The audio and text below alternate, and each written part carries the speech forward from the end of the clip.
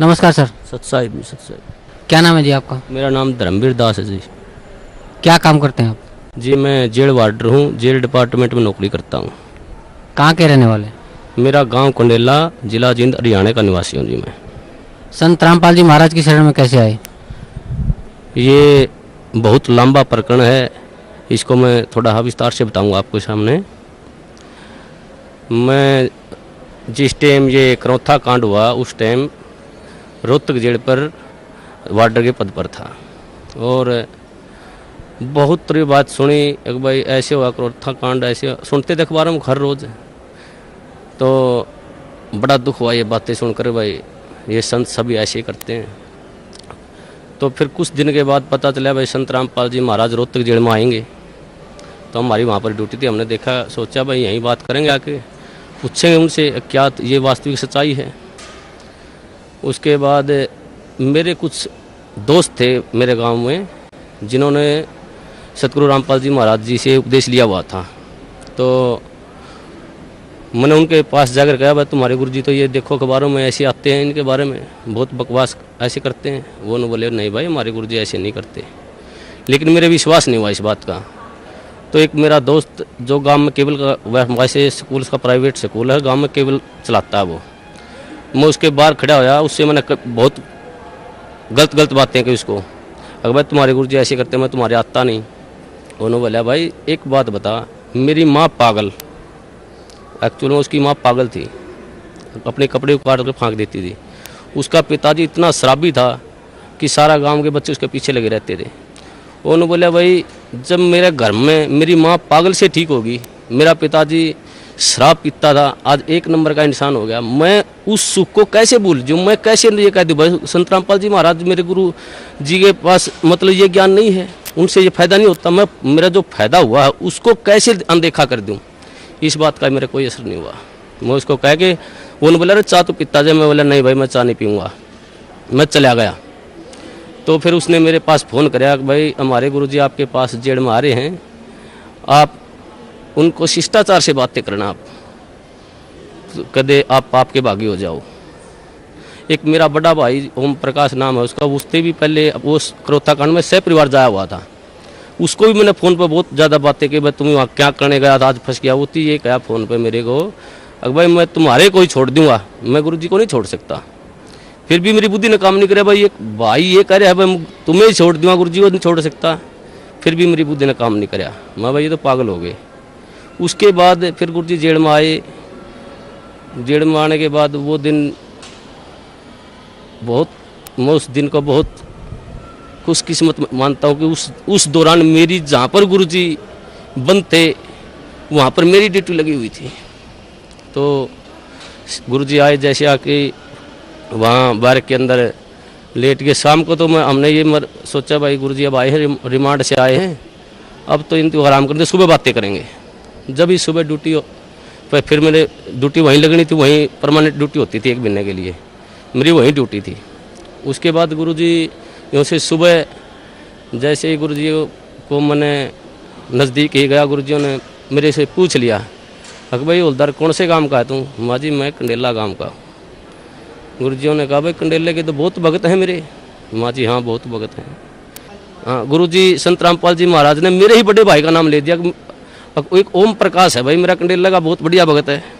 देखो कितनी अखबार में कितनी सुनने के कारण मैं अपने भाई को मना कर दिया कि मैं नहीं जानता। इतना बुरा प्रचार सुनने के बाद मैंने अपने भाई को भी खुद मारा, माँ जा भाई मैंने ये कह दिया जी मैं नहीं जानता उसको। गुरुजी ने कहा भाई जान या ना जान मेरा भक्त है वो। माँ जी ठीक। गुरुजी ने मेरे को बिठाया, सृष्टि रचना सुनाई। मेरे को सृष्टि रचना सुनाने के बाद गुरुजी ने कहा बेटा ये बिल्कुल सत्य है जो सृष्टि रचना मैंने तेरे को सुनाई, इसको आपने ऐसे लगेगा जैसे ये मनगढ़ंत कहानी है। तो मैंने सृष्टि रचना सुनने के बाद मेरी ड्यूटी ऑफ हो गई, मैं चला गया। उसके बाद मैं संपर्क में, जैसे ही ड्यूटी होती हमारे गुरुजी में संपर्क में चला जाता, मैं वहाँ बैरक पे चला जाता और पूछता रहता। एक दिन मैंने वैसे पूछा गुरुजी आपके जो भगत हैं ये आपको परमात्मा मानते हैं? तो बोला भाई हाँ जी परमात्मा मानते बेटा मेरे को। माँ जी नहीं मानते परमात्मा, क्योंकि मेरे अंदर तो अड़ंगा भरा हुआ था, मैं 2 कौड़ी का इंसान। तो उन्होंने बोले क्या बात है बेटा? माँ जी जब आप भगवान मान लिए तो फिर उल्टा कदम क्यों रखना? वो फिर डर क्यों रहे हैं, हम तो सामने आना चाहिए। हमारे गुरु जी ने कहा बेटा कोई बात नहीं, अब थोड़े डर रहे हैं वो सामने भी आएंगे। तो ऐसे हर रोज़ मैं गुरुजियों से पूछता जी ये जो आप मार्ग बता रहे ये रोड़ा क्यों हुआ, क्या कारण था इसका। तो गुरुजियों ने बताया बेटा ये सत्तर प्रकाश पुस्तक पर रोड़ा था सारा, मैं प्रोजेक्टर पे दिखाता था इसको, और ये जितने भी आर्य समाजी हैं, ये आचार्य बैठे हैं, ये इसको बेच कर रोजी रोटी बना रहे हैं। इसमें वास्तविकता कुछ लिखी हुई है और हमारे समाज को बता रहे हैं कुछ अलग। तो उस बात पे ये रोड़ा था सारा। तो मैं एक इस परोपकार का ये काम कर रहा हूँ, ये भक्ति विधि सही बता रहा हूँ। मैं कहने लगा जी इस पृथ्वी पर ऐसा इंसान कोई नहीं जो परोपकार के लिए निस्वार्थ भाव से कार्य करता हो। तो गुरुजी ने कहा बेटा ये दास है। तो उस टाइम मेरे वैसे तो मन में अड़ंगा भरा था, मेरे गुरुजी ने कही, मेरे उस बात का विश्वास माँ जी मेरे ये बात जचती नहीं। तूने बोला बेटा जचो या ना जचो, मैं तेरे को जो बता रहा हूँ ये सत्य है। तो उस प्रभाव से मैं गांव में जो मेरा दोस्त केबल चलाता था उससे कहने लगा वह तू कैसेट चढ़ा कर गुरुजियों ज्ञान में ज्ञान, तो तत्व ज्ञान संदेश की कैसेट थी। उसमें जैसे मैं हर रोज़ घर जाता रहा तो वो कैसेट चलवा देता। एक दिन मैं कैसेट सुन रहा था, रात के 9:30-10 बजे का टाइम था। तो एक कैसेट इतनी मार्मिक कैसेट थी, उसमें मैं क्या बताऊँ, मेरे गुरुजियों के लिए मेरा हृदय पाट क्या था। वो परमात्मा सतगुरुदेव उन्होंने कहा कि इस दास की जीभ कट जाए अगर झूठ बोलता हो तो मैं इस परोपकार समाज के लिए ज्ञान छुड़ा रहा हूँ। तो गुरुजियों ने वो ज्ञान सुना, मेरे भीतर में लगी वह बात, भाई ये संत ये कह रहे हैं कि दास की जीभ कट जाए, अब मैं कोई स्वार्थ नहीं मेरा। तो मेरे वह बात भीतर में लगी। उस दौरान फिर मैंने वो बात गुरुजियों से कही, माँ गुरुजी ऐसे ऐसे कैसेट सुनी आपकी, बहुत निर्मल ज्ञान है।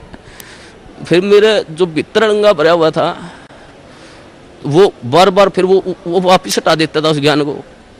एक दिन रात को 2 बजे मेरी ड्यूटी थी, मैं गुरुजियों के पास गया तो गुरुजियों ने फिर बिठा के मेरे को कहा बेटा ऐसी भक्ति करनी चाहिए परमात्मा की। तो गुरुजियों ने जो सुनाया सारी भक्ति बताने के बाद कहा बेटा आई तेरे कुछ समझ में बात। मेरे मुंह से ऑटोमेटिक, वैसे मैं कहना भी नहीं चाह रहा था मेरे से, यार जी आप बिल्कुल सत्य है, आपका ज्ञान बिल्कुल सत्य है, मैं ही ऐसा पापी हूँ जो मेरे अंदर नहीं समाया ये ज्ञान। तो हमारे गुरुजी ने कहा बेटा अब समाएगा ये ज्ञान तेरे अंदर, अब समाएगा। उस दिन से मेरे अंदर वो ज्ञान बिल्कुल भीतर समाने, जो गुरुजी कहते सारा समाने लग गया। एक दिन जैसे ही गुरुजी ऐसे घूम रहे थे, मैं भी वहाँ पर बैठा, जब लोग मैंने उपदेश नहीं दिया था, मैं वैसे ज्ञान सुनता था मैं।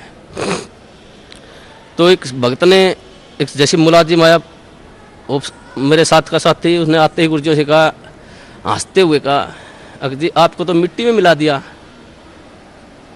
हमारे गुरुजी ने कहा हाँ बेटा मिट्टी में मिला दिया भाई। लेकिन ऐसा उदाहरण दिया हमारे गुरुजियों ने एकदम से सटीक, भाई जमींदार 40 किलो अन्न मिट्टी में मिलाता है, 70 मण उठा के ले जाता है वहाँ से। वैसे तो इस पृथ्वी पर संत आता वो जेड़ मारना नहीं चाहिए वैसे तो, लेकिन इस संत को, इस दास को याद कराया करेंगे कि उन दुष्ट आचार्यों ने अपनी रोजी रोटी के लिए ऐसे संत को जिसकी आंखों में बिठाकर पूजा करनी चाहिए उसको जेल में डलवा दिया। ऐसा मार्ग जो पृथ्वी पर संत जलापा जी महाराज जी चला रहे थे, उस मार्ग को लगभग 2.5 वर्ष के लिए बंद करवा दिया। ऐसा मार्ग, ये परमात्मा ऐसा गुरुजियों से वहाँ देखता, जो गुरुजियों पर आरोप लगाए गए, ऐसे आरोप इंसान पागल होकर मर जाए, ये तो समर्थ परमात्मा है।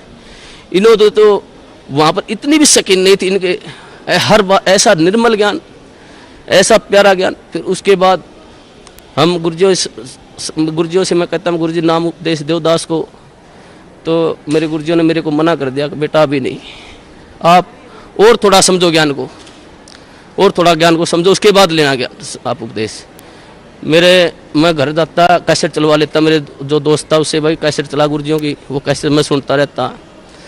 तो जैसे मेरी भक्तमती थी, मेरी घरवाली थी, वो मैं बाहर जाता तो ऑफ कर देती चैनल को, दूसरा लगा। मैं कहता जी आप इसको बंद मत करो, ये मैं सुनता हूँ, आपने नहीं सुनना तो आप आराम से वो करो। तो मैं हर रोज़ सुनने लगा गुरुजियों का ज्ञान, तो वो मेरे भीतर समाता गया।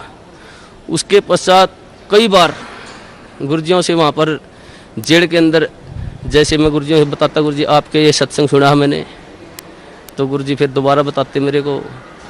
तो ऐसे होते होते लगभग 6 महीने चले गए और 1 साल से ऊपर लगभग 1.5 साल गुजर गया। फिर मैंने मेरी ड्यूटी प्रशासन ने मेरे को क्या कराया कि ये तो संत रामपाल जी को मिलने जाता है, इसकी ड्यूटी बाहर लगा दो जेल से। मेरी ड्यूटी बाहर लगा दी गई। बाहर लगाने के बाद अंदर मेरे को जाने नहीं दें, ज्ञान और नाम उपदेश मेरे को मिला नहीं। एक दिन वैसे गुरुजी सोमवार का दिन था, 24 अगस्त को 2 बजे गुरुजी मुलाकात को आए हुए थे। उन्होंने आने के बाद मैं जैसे ही मौका लगा कर डोडी में चला गया और मैंने ऐसे गुरुजियों की तरफ ऐसे आदर भाव से प्रणाम किया। गुरुजी ने इशारा कर दिया मेरी तरफ, बेटा इधर आ जाए। मैं चला गया। जाते ही परमात्मा ने, सतगुरुदेव रामपाल जी महाराज ने मेरे को नाम उपदेश दिया और कहा बेटा बाहर जल और मिश्री ले लेना, भक्तों को कह देना। वो दिन है, मेरे को उस दिन से ऐसे नाम उपदेश मिला। तो हमारे नाम उपदेश लेने के पश्चात जो प्रशासन था, जेल प्रशासन, सभी मुलाजिम, सुप्रिटेंडेंट, सभी हमारे खिलाफ 2-4 और दोस्त थे मेरे साथ, कई और दोस्त थे जिन्होंने साथ में नाम लिया था। तो प्रशासन खिलाफ हो गया। उन्होंने एक दिन हमारे को बुलाया और कहा भाई आप वर्दी में लेटते हो, यहाँ उस रामपाल के चरणों में पड़ते हो, आप यहाँ पर सारा प्रशासन ये महसूस करते हैं, बेइज्जती महसूस करते हैं। हमने कहा जी परमात्मा की बातें हैं, हम तो कौन कहने वाले हैं। परमात्मा ने की दास है, सतगुरुदेव रामपाल जी महाराज की दास है। मैंने जेल सुप्रिटेंडेंट को कहा जी आप जिस वक्त ड्यूटी पर आते हो आप परमात्मा को मानते हो? तो वो कहने लगे जी मैं मानता हूँ। उस सुप्रिटेंडेंट को मैंने कहा जी आप जब घर से आ रहे हो तो रास्ता मंदिर पड़ता हो तो आप वहाँ झुको नहीं गए, उसके प्रणाम नहीं करोगे? जी बोले भाई मैं करके आऊँगा प्रणाम। तो मैंने कहा जी हमारे तो परमात्मा सतगुरु रामपाल जी महाराज, मंदिर भी हमारे, तो ये सब कुछ ही है जी, हम नहीं रुक सकते जी, हम प्रणाम करेंगे ही करेंगे। आप हमारे को सस्पेंड करो, डिसमिस करो, कुछ भी करो। तो वो बोले भाई ठीक है, तुम नहीं मानते तो करते रहो। तो ऐसे ही सारा प्रशासन का ये सिस्टम चलता रहा जी। उसके पश्चात जिस टाइम ये क्रोथा कांड हुआ, उसके पश्चात जब ये क्रोथा कांड हुआ था, हमारे पास डीसी ऑफिस से और एसपी ऑफिस से 2-4 मुलाजिम आते थे जेल पर, वहाँ पर पुलिस के। तो हम उनसे पूछते थे भाई वहाँ पर क्रोथा कांड ऐसे हुआ, आप वहाँ थे, मौजूद थे वहाँ पर? वो कहते थे भाई हम वहाँ पर मौजूद थे, ये बातें सारी सच्चाई हैं। तो ऐसे वो हमारे को बता करते कि दोस्तों साथ में उठते बैठते खाते पीते थे वहाँ पर। फिर जब हमें ज्ञान हुआ, गुरुजियों ने बताया भाई ये सौदा अलग था, सत्यार प्रकाश का रोड़ा था, सच्चाई ये है। तो फिर हम उसे बहस करने लगे, भाई तुम वहाँ बताओ वहाँ पर ऐसे हुआ था और ये गुरुजी बता रहे हैं ऐसे, सच्चाई है ये। तो एक दिन मैं उनसे ऐसे बहस कर रहा था, भाई तुम झूठ बोलते हो। फिर एक मुलाजिम ने मेरे को बताया, बोला भाई ये सत्य है, हम उस टाइम झूठ बोलिया कर दे, ये सच्चाई नहीं, सच्चाई जो तुम बता रहा है ये है सत्य। जब मन में आए परमात्मा, ए सतगुरुदेव ऐसे जुल्म ढाए उन दुष्टों ने, फिर भी समाज, फिर भी देखो कितने झूठ, एक दोहरा रोटी खाने वाला आदमी झूठ बोल रहा है, झूठ बोलिया कर दे एक भ्रमत करने के लिए। तो उस दिन से फिर वहाँ से फिर पक्की दिल में जच गई भाई ये सारा जो समाज है झूठ है, गुरुजी जो कह रहे हैं वो बिल्कुल सत्य है।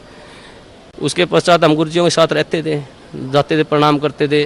प्रशासन हमारे खिलाफ हो गया, प्रशासन ने हमारी ट्रांसफ़र करवा दिया अम्बाड़ा, भाई तुम अम्बाड़ा चले जाओ कहने लगे वो।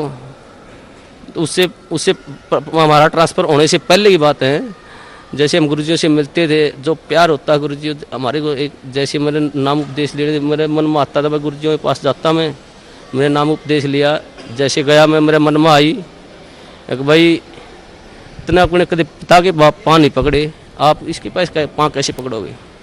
मैं जैसे ही बार के नज़दीक गया मैं वापस चला गया। दूसरी बार फिर मेरे मन में प्रेरणा हुई, अगर भाई संत हैं तू मानता क्यों नहीं, पाँव पकड़ ले जाके। फिर जो गेट पर गया फिर वापस चला गया। तीसरी बार फिर मेरे मन में आई, अगर भाई तू जाता ही क्यों वहाँ पर, अगर जाओ तो पाँव पकड़ ले गुरुजियों के। तो मैं जैसे ही गेट में बढ़िया, गुरुजी खड़े थे वहाँ सामने, इंतजार कर रहे थे, वो तो जाने जाने परमात्मा। उन्होंने जैसे ही मैंने गुरुजियों के चरण का हाथ लगाया, उन्होंने मेरे को छाती का लगा लिया ऐसे। वो अनुभव, जो सुख, जो गुरुजियों ने कहा बेटा अब मैं तो 2 साल और जेल में रह दूँ, मेरे कोई सुख नहीं। मैं आया तेरे लिए था बेटा यहाँ पर, वो दिन आज भी याद आता है। उस दिन तो मेरे ज्ञान नहीं था मुझे, परमात्मा ने ऐसी दया करी मुझ नीच पर, सारे परिवार पर। मेरे को, मेरी शादी को भी कई वर्ष हो गए थे, कोई औलाद नहीं थी मेरे। तो गुरुजियों ने, मैंने प्रार्थना की, गुरुजी ऐसे ऐसे हमारे संतान ने, गुरुजियों ने कहा बेटा तुम दोनों नाम ले लो जब तुम्हारे संतान होगी, और तुम्हारे भाग्य में संतान नहीं है, परमात्मा खुद अपने कोटे से संतान देंगे तेरे को। तो उस दिन फिर भगतमती, मेरी भगतमती को भी मैंने कहा भाई ये परमात्मा आए हुए हैं, पूर्ण संत हैं, ये ज्ञान सुनो आप। तो वो सीधी सुनने लगी, उनको भी ज्ञान हो गया। फिर उसके पश्चात उसने भी फिर जेल में बने गुरुजियों से प्रार्थना करी, गुरुजी भगतमती भी नाम लेना चाहती है, बोला बेटा बाहर सीढ़ी पे दुआ देना, मेरा आदेश है। उसने भी फिर नाम उपदेश दे दिया गुरुजियों ने, गुरुजियों आदेश से बाहर। तो 1 साल के अंदर फिर हमारे परमात्मा ने अपनी कृपा से एक संतान, एक लड़का भी दिया। उस परमात्मा की क्या सुख गुना, इतने सुख दिए हैं मेरे को, इस परमात्मा की इतनी दया है। और सबसे बड़ा काम मुझे 2 कौड़ी का इंसान हूँ, मुझे भक्ति का क्या पता है। गुरुजी ने जो प्यार होता है, जो प्यार, वास्तविक प्यार गुरुजी ने दिया मेरे को, मुझे तो पता ही भी नहीं था प्यार क्या होता है। ये परमात्मा, ये जाने, ये वो परमात्मा है, ये सारी सृष्टि के पालन करता है। ये पूर्ण संत कबीर परमेश्वर हैं, ये तो एक लीला कर रहे हैं यहाँ पर। हम 2 कौड़ी के जीवों के लिए ये भटकते रहे, एक आत्मा के लिए ये परमात्मा लाखों रुपए बहा देते हैं। और ये समाज इसको कहते हैं ये बुराई कर रहा है। ये पूर्ण परमात्मा पर, जो पूर्ण परमात्मा का संत होता है वो बुराई नहीं करता किसी की। ये तो अपने बच्चों के लिए शिक्षा दे रहे इस बात को, भाई तुम पहचानो ये ज्ञान ऐसा पवित्र ज्ञान है परमात्मा इस पृथ्वी पर, ये किसी संत में देख लो, किसी आधार ही नहीं ज्ञान का। और ये ऐसा ज्ञान दे रहे हैं, मोक्ष का मार्ग बता रहे हैं, ढोल पीट रहे हैं, और इन्हीं को कहते निंदा करते हैं। ये परमात्मा, मैं तो इस सब समाज से यही कहूँगा कि इस संत को, ये पूर्ण परमात्मा, इनकी पलकों में बैठाकर पूजा करनी चाहिए इनकी। और सभी समाज से कहूँगा अपने और अपने परिवार को जितना भी जल्दी हो सके यहाँ पर सतगुरु रामबंदी छोड़ सतगुरु रामपाल जी महाराज की शरण में लाकर उनका कल्याण करवाएं, और सभी भाइयों को बताएं बस वास्तविक ज्ञान वहाँ पर है। मैं यही कहना चाहूँगा। सत साहिब। धन्यवाद, धन्यवाद।